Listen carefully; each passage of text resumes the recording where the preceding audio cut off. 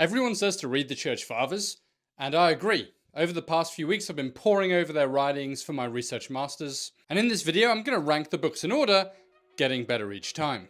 First up is Cyprian on the Church. I'm sorry, I just didn't enjoy it. Cyprian's writing at a time when persecution hit hard, and a number of Christians denied the faith to save their lives. And the big question of this book is, well, should you receive them back?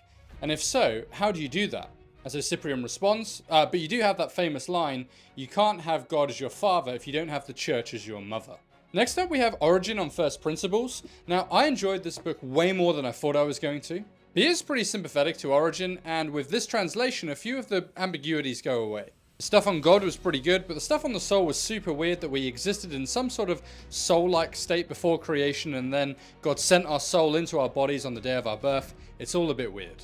Next on the list, we have God and Christ by Gregory of Nazianzus. It really hurts to put him here because this is an amazing book.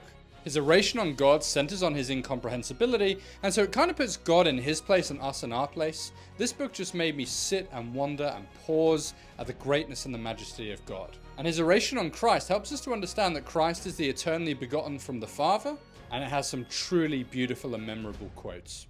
In third place, I'm putting Irenaeus against heresies. It's a magnum opus, it takes forever to read, and he's writing against Gnostics in the 2nd century. And one of the amazing claims that Irenaeus makes is that Christianity is the true religion, since you can go to any church all across the empire and you'll discover the exact same teaching.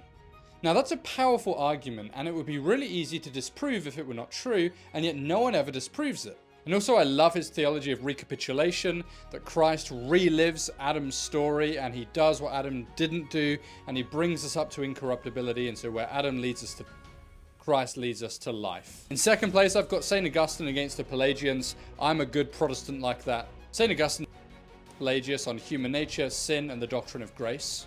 And his stuff on predestination sounds so Calvinistic. I know that's going to trigger some of my Roman friends. Finally, number one, and it's not even close, Athanasius on the Incarnation.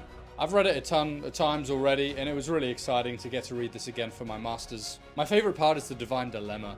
God said that we must perish because we've sinned, and yet God made us because he loves us, and so he can't just let us go and perish. And so the solution is the incarnation of Christ, where the grave is swallowed up in his divinity, and we're raised incorruptible with him.